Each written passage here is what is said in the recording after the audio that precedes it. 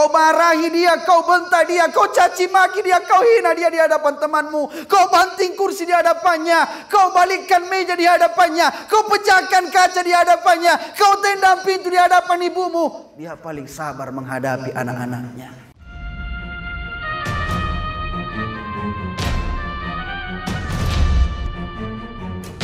Tapi tidak ada pesan-pesan sampaikan sebelum meninggal. Ini jamaah, kutanya memang makin ibu-ibu di dalam, dengar ki. Kalau ada orang meninggal tak sebelum meninggal na pesan itu jaga lalu pesannya. Jangan sia-siakan. Dosa ki itu. Tapi pesannya yang tidak melanggar syariat ya.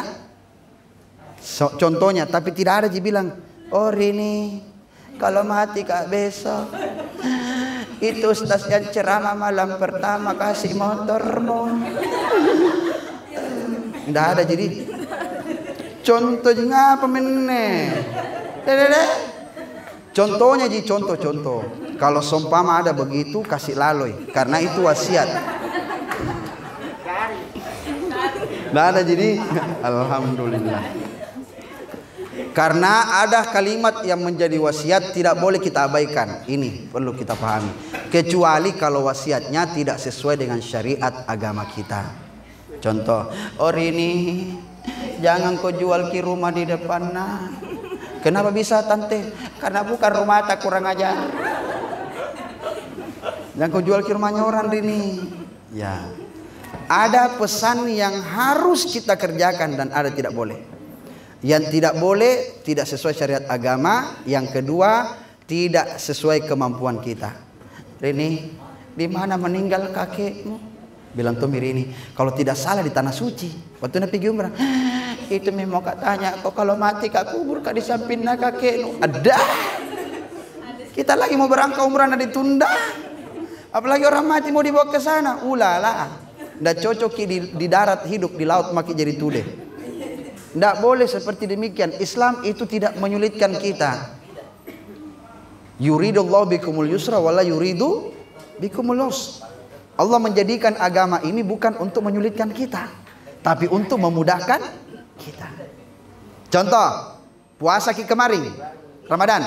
Ada yang sakit, tidak dipaksa jadi puasa itu, ganti pada hari yang lain.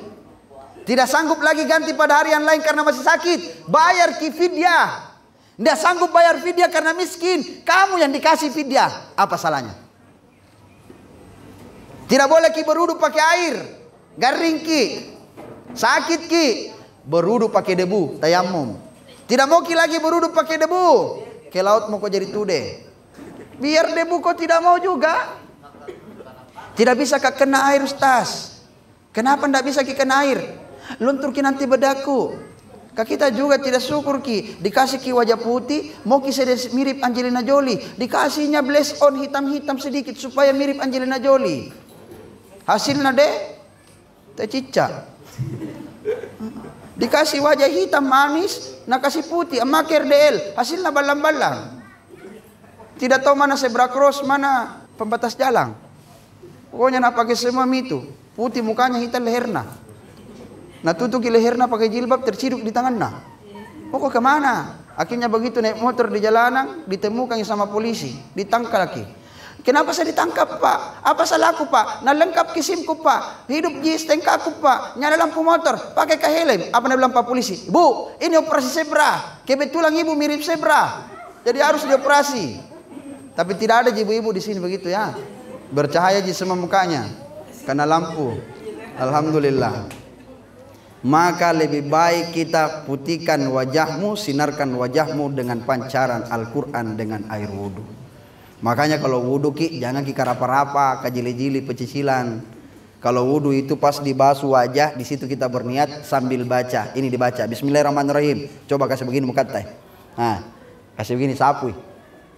Sapu dulu. Ya, sapu memang nih, kata. Baru baca Bismillahirrahmanirrahim. Kasih begini mi tangan tak. Sapu turun di innalillahi wa inna ilaihi raji'un. Allahumma zhab anni al-hamma wal hazan. Ya Allah, jauhkanlah daripadaku sifat yang meragukan, yang selalu ragu-ragu, pesimis, takut dan sedih. Ya. Diulang. Bismillahirrahmanirrahim. Allahumma azhab anni al-hamma wal hazan. Panjangnya asyhadu an la ilaha illahu alaihi tawakkaltu rabbul arsyil azim. Allahumma azhab anni al-hamma wal hazan. Itu panjangnya. Pendeknya itu tadi. Kalau mau lebih lengkap, lihat di channel YouTube saya Farid Millennial. Jangan lupa like, share, and subscribe. Nyaman nah. Lanjut. Nah, makanya angkat tangan tak berdoa. Jadi memang itu dia tante yang sudah seperti dengan ibu. Betul. Jamaah. Oh jamaah. Ada orang tua atas semua. Ada. Kita pernah merasakan bersama orang tua tentu. Orang yang paling hebat di sisimu itu adalah ibumu. Apalagi Andi Nurhayati sudah seperti dengan ibu. Luar biasa. Orang yang paling kuat kau bohongi itu siapa? Ibu. Betul. Ini Mama Matta. Mana Mama Matta? Mama Matta. Orang yang selalu kau bohongi itu? Dengar memang mianat teh. Napa tolo-tolo iki narusun minne nana gini bajina diseleding ya Allah. Orang yang paling kuat kau hianati itu ibumu. Betul? Ibu. Orang yang senantiasa kalian buat dia kecewa ibumu. Orang yang senantiasa kalian buat dia menangis ibumu. Satu hal yang kau tak tahu. Tahu kenapa dia menangis di saat sendiri? Karena dia rindu anak-anaknya. Rindu. Cuma ibumu tak pernah menelpon karena dia tidak mau mengganggu kalian yang sedang bekerja. Ibu tak pernah menelpon kalian karena dia tidak mengganggu aktivitas kalian. Padahal sesungguhnya dia rindu di dalam hati kecilnya. Yang setiap hari pulang dari tempat kerjanya, ibumu di depan rumah duduk-duduk menunggu kalian.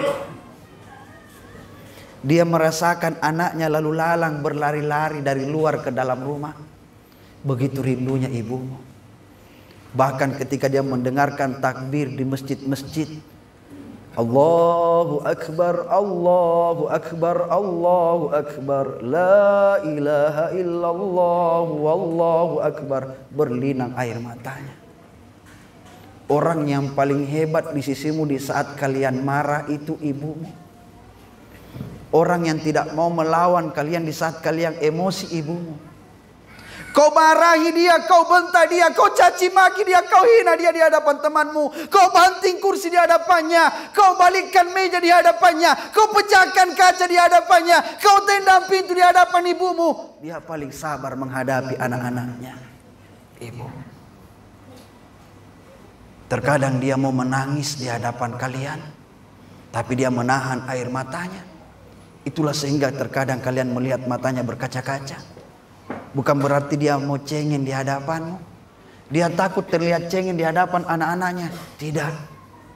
Akan tetapi dia tidak mau kalian durhaka diakibatkan air mata ibumu. Ibu. Orang yang paling hebat di saat kalian sakit. Tengah malam pun dia keluar rumah demi kalian yang sakit. Hujan keras pun turun, dia tidak takut. Yang dia takuti kalian yang sedang sakit. Meskipun dia datang kembali dari tempat beli obat, dia datang kembali ke rumah dengan keadaan basah kuyup, dia tidak takut sakit demi Allah. Yang dia takuti kalian yang menangis karena sakit. Itulah ibumu. Tapi di saat ibu yang sakit, orang tua yang tak pandai bercerita di saat dia sakit, orang tua yang tidak pandai mengeluh di saat dia sakit, itu ibumu. Yang terkadang dia harus pinjam uang demi kalian. Yang terkadang dia menyembunyikan keluh kesahnya di antara kalian, ibumu. Coba saat ini kita sadarkan diri. Tatap wajah ibu kita saat ini. Lihat wajahnya. Tak sadarkah kita jika saat ini dia mulai keriput? Tangan yang dulu kita cium ini, yang mulus, yang kuat, yang hebat, kini tangannya mulai keriput. Tangan itulah yang setiap hari memakaikan pakaian sekolahmu, menggorengkan nasi goreng kesukaanmu sebelum kalian berangkat ke sekolah. Tangan itulah yang menggorengkan kalian telur dadar setiap saat.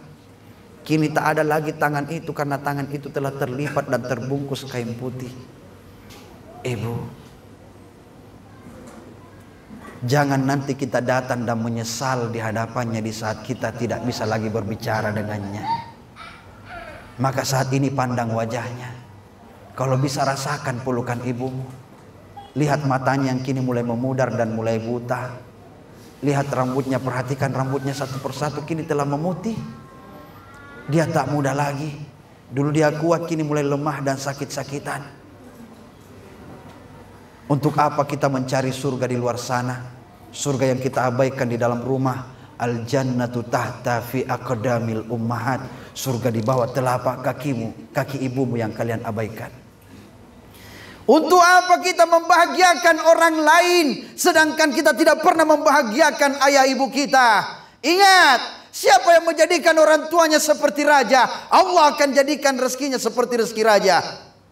Ridallah fi ridal walidain wa suhtullahi fi suhtul walidain. Untuk apa kita mencari kebahagiaan di luar sana? Kebahagiaan yang sesungguhnya Allah simpan di saat kita membahagiakan kedua orang tua kita. Apalagi kita menantang perkataannya. Ingat, la yadkhul jannata aqul walidain. Tidak masuk surga anak yang durhaka kepada orang tuanya. Tapi coba lihat kenyataan yang ada. Anak yang kita lahirkan, kita besarkan, kita rawat, kita beri pendidikan yang terbaik, malah menantang orang tuanya. Bahkan salah sedikit terkadang mereka bertengkar dengan ayah sendiri, melawan ibunya. Bahkan kita lihat kemarin di sosial media ada seorang anak yang berani menginjak kepala ibunya. Bukankah ini sudah sangat sadis yang terjadi dalam keluarga ini? Betul? Betul Bapak Ibu? Inilah yang terjadi. Jangankan itu Pak Bu, disuruh saja anak tak pergi belanja korek, tidak mau goyang. Nonton Tommy Drakor. Nah, pergi ku beli korek nak. Apa nak bilang? Kita mau mak. Kau saya mau nak, ku kasih pokok lebihnya 2.000. Apalagi nak bilang, kita mau mak, ku kasih pakai 5.000. Bajina di seledi. Coba melihat patotoyan anak-anak zaman sekarang. Sadarkan diri. Bagaimana anakmu mau mendengarkan dirimu kalau kau dengan anakmu sudah hilang wibawa? Orang tua sekarang di hadapan anak-anaknya hilang wibawanya. Kenapa? Karena anak dengan orang tuanya sama-sama pemain TikTok.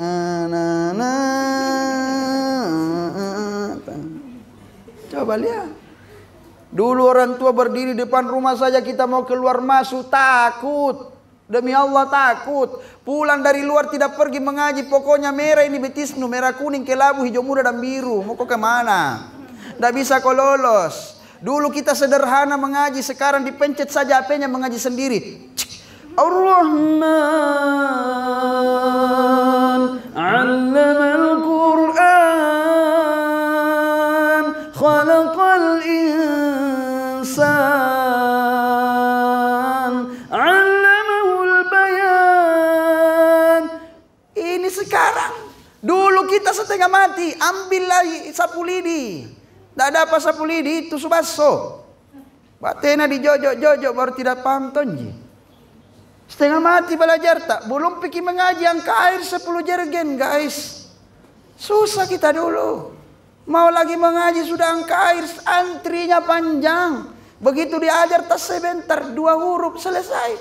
Sini kau baca, bacai. Alif Puryawana I Hamsir Yasnaha Iha. Sudah. Begitu ji guru dulu. Tapi gara-gara itu kita cerdas semua. Betul tidak? Sekarang ini anak-anak kutuna luar biasa ya Allah. Kenapa? Karena kita orang tua yang kehilangan wibawa di hadapan anak-anak kita. Olehnya itu jamaah yang dirahmati Allah, angkat tanganmu, doakan almarhumah Andi Nurhayati. Beliau butuh doa. Itulah ibu. Ibumu tak butuh harta. Ibu tak butuh kemewahan. Yang dia butuh doa dari anak-anaknya. Doa. Masih ada mamata. Tahan juga. Orang yang paling selalu dibohongi juga. Enggak jadi. Ada ibu tak. Di dalam juga. Oh kembar. Jadi itu, perhatikan wajah ibumu. Dialah orang paling kuat berada di sisimu. 9 bulan lebih lamanya mereka mengandung kalian. Bersimbah darah ketika mereka mengeluarkan kalian dari rahimnya ibu. Begitu kuat sang ibu. Orang yang paling pandai berbohong itu sebenarnya ibumu. Di saat kalian lapar, dia yang baru mau makan. Ketika kamu baru pulang dari luar langsung masuk ke rumah, lapar kak, ibumu baru mau makan, dia langsung bilang, oh makan makina, kita tidak makan ki, kenyang mana? Padahal dia baru mau makan. Itu ibumu. Orang yang paling kuat berbohong di saat kalian datang ibumu. Ketika kalian butuh uang sekolah, ibumu yang baru kasih mau rasakan gajinya, dia tiba-tiba kasih kamu, nak pakai mi. Kita tidak butuh mak, tidak ji. Padahal cicilan arisannya tampak tergadaikan. Bagaimana ibumu sangat sayang kepada anaknya. Maka jangan kau sakiti hati ibumu. Tidak akan pernah diterima langit dan bumi ketika kau menyakiti hati perasaan ibumu. Demi Allah. Meskipun kau punya harta kekayaan sebesar langit dan bumi, meskipun kau jual semuanya untuk bayar setetes air susu ibumu, tidak akan pernah lunas. Tidak akan pernah lunas. Datangi ibumu. Kalau kau jauh darinya, telepon dia, sampaikan kabar. Tanyakan kabarnya. Dia tidak pernah pandai berbicara bahwa dia sakit. Itulah mereka. Olehnya itu jamaah yang dirahmati Allah Subhanahu wa taala. Andaikan Tante tak masih ada, yang kita tidak sadar ternyata dia pergi meninggalkan kita untuk selamanya. Dia sudah siapkan burasanya, dia sudah siapkan kuenya, tapi ternyata dia akan pergi meninggalkan kita. Andaikan dia masih ada saat ini di samping kita, ada kata-kata yang ingin kita sampaikan.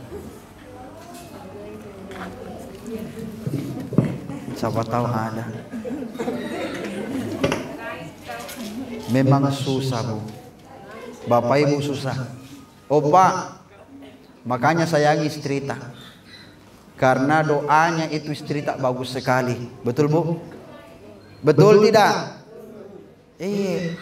Makanya itu di hari raya kalau istri cium tangan suami 10 pahalanya. Begitu juga suami cium tangan istri. Tapi tidak boleh, karena istri itu yang harus cium tangan tak suami. Kalau suami peluk istrinya 1000 pahalanya. Tapi kalau istri peluk suaminya ada maunya. Tapi tidak ibu-ibu di sini, alhamdulillah. Makanya pandang senantiasa wajahnya. Di saat kita masuk ke kamarnya, kita melihat bajunya yang tergantung di belakang pintu. Di saat itu kita masih merasakan almarhumah masih ada di sekitar sini. Padahal dia telah kita peluk tubuhnya yang sudah terbungkus kain kafan. Itulah tante sekaligus ibu yang sangat kita rindu. Yang ketika kita cium keningnya sudah dingin, membeku, pucat, tak bernyawa. Di saat itulah baru kita sampaikan bahwa kita banyak dosa kepadanya. Maka malam hari ini sampaikan dalam firasat hati bahwa permohonan maaf ini telah datang melalui doa untuk ibu kita dan ayah kita. Tatap wajah mereka, datangi ibu. Jangan kau bermain hitung-hitungan dengan mereka. Jika engkau jadikan orang tuamu seperti raja, Allah akan jadikan rezekimu seperti rezeki raja. Demi Allah. Mari malam hari ini kita berdoa, mengangkat tangan, bermohon kepada Allah. Semoga Allah Subhanahu wa taala senantiasa menjadikan malam hari ini malam penuh doa, di mana kita berharap semoga Allah Subhanahu wa taala menjadikan doa-doa kita menjadi penyelamat kepada almarhumah Andi Nurhayati binti Andi Mamun Farah. Amin ya Allah ya Karim.